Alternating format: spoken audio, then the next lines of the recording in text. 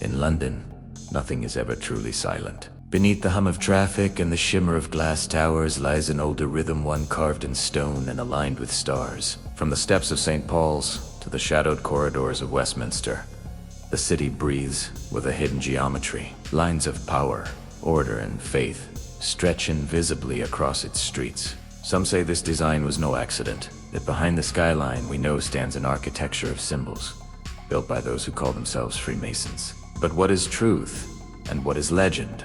Could the world's most secretive brotherhood really have shaped the city that shaped modern civilization?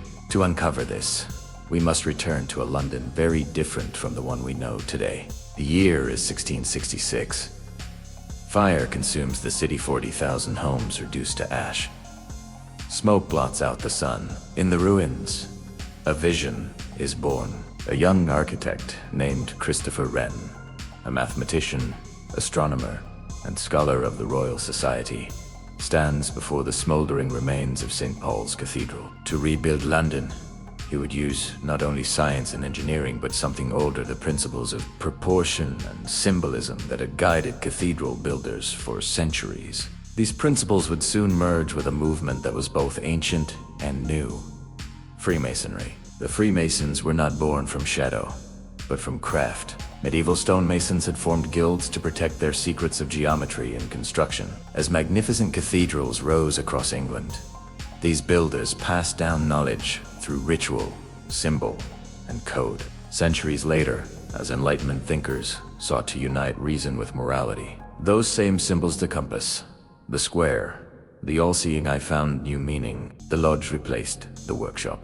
The builder's tools became metaphors for building character, not cathedrals, and the city itself became their canvas. London's architecture reflects that transformation. Look at St. Paul's Cathedral.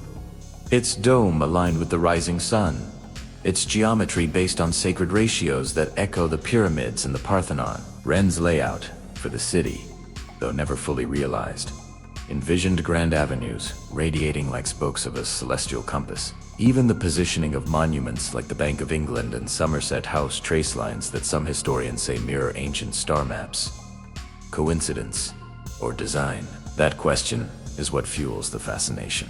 To understand the Freemasons' hand in London, we must see architecture not just as structure, but as statement. The stone was a language. Columns spoke of order, domes of unity, arches of the transition between the earthly and the divine. To a Mason, every building was a parable in geometry. The perfect circle, the equilateral triangle, the squirrel were symbols of moral law and universal harmony. Wren once wrote that architecture aims at eternity. Perhaps he meant that truth, once built, survives its builders. But Freemasonry isn't just about stone. It's about networks. In Georgian and Victorian London, lodges multiplied. Politicians, inventors, scholars, and artists joined their ranks. They met in candlelit halls, lined with columns and stars, where ritual and reason coexisted. Membership records showed the names of men who designed the railways, drafted laws, and drew the blueprints for the city's greatest landmarks. The Masonic ideal that knowledge, discipline, and morality should guide progress seeped into London's institutions. The Royal Academy, the Bank of England, and even early police forces bore the stamp of that ethos: structure, order, and balance. If you stand atop Waterloo Bridge at dusk and trace a line through the skyline, you'll find curious alignments. The dome of St. Paul's lines up perfectly with the obelisk of Cleopatra's Needle. Further west, Somerset House aligns with Freemasons Hall on Great Queen Street. The geometry of London is layered: medieval roots beneath Renaissance order, Enlightenment precision beneath modern chaos. Whether by design or destiny, the city's layout reads like a compass rose carved into history. Freemasons Hall itself, rebuilt after the Great War, embodies this legacy. Its facade risas in Art Deco symmetry, but its foundation rests on older symbolism: light and darkness, east and west, columns of strength and wisdom. Inside, the Grand Temple glows with gold and blue mosaics depicting celestial patterns. Every detail, from the tessellated flooring to the blazing star on the ceiling, carries centuries of meaning. Visitors sense it even if they do understand it. a presence that architecture alone cannot explain. But London's secret architecture is not confined to buildings. It extends to its measurements and myths. The distance between landmarks often reflects harmonic ratios, the same mathematics used in classical temples. The obelisk on the embankment mirrors the shape of Nelson's column, while both stand in alignment with the Greenwich Meridian, invisible line that defines global time. To Freemasons, time, proportion, and light are sacred elements of order. In London, those elements are frozen into stone. Over centuries, speculation grew. Some saw hidden messages in the very skyline that Wren's dome, the gherkin, and the shard form a new trinity of geometry. Others point to Westminster's corridors, whose floor patterns mirror Masonic tracing boards. Yet, historians remind us, mystery does not always mean manipulation.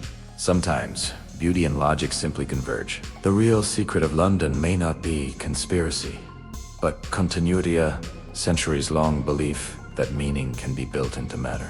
Modern Masons describe their philosophy not as secrecy, but as privacy. Their rituals are allegories of enlightenment, not control. The compass and square remind them to balance intellect with integrity, the all-seeing eye to act with conscience.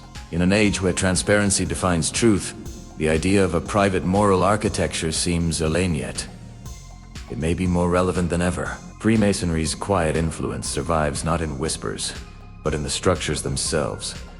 Cathedrals of reason and stone rising against chaos. Walk through London with new eyes. Notice how geometry frames meaning the curve of the Millennium Bridge, guiding your eyes straight to St. Paul's, or how the shard mirrors ancient pyramidal form in glass. The city breathes mathematics, proportion, and paradox.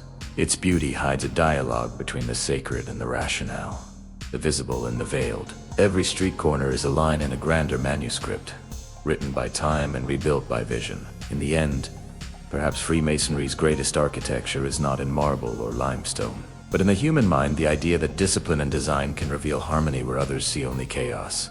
London itself stands as proof, rebuilt from fire, shaped by logic, and illuminated by mystery. The compass of civilization always seems to find its center here. As night falls, the Thames mirrors the city lights like constellations reflected in water. The dome of St. Paul's gleams like the moon, and Freemasons Hall glows faintly through misted glass. Above it all, the skyline becomes a map of ideas, geometry turned into faith. Maybe the greatest mysteries aren't buried beneath London's streets. They rebuilt right into its skyline. Thank you so much for watching. If you enjoyed this journey into the hidden history of London, don't forget to like, subscribe, and hit that bell icon so you don't miss our next adventure.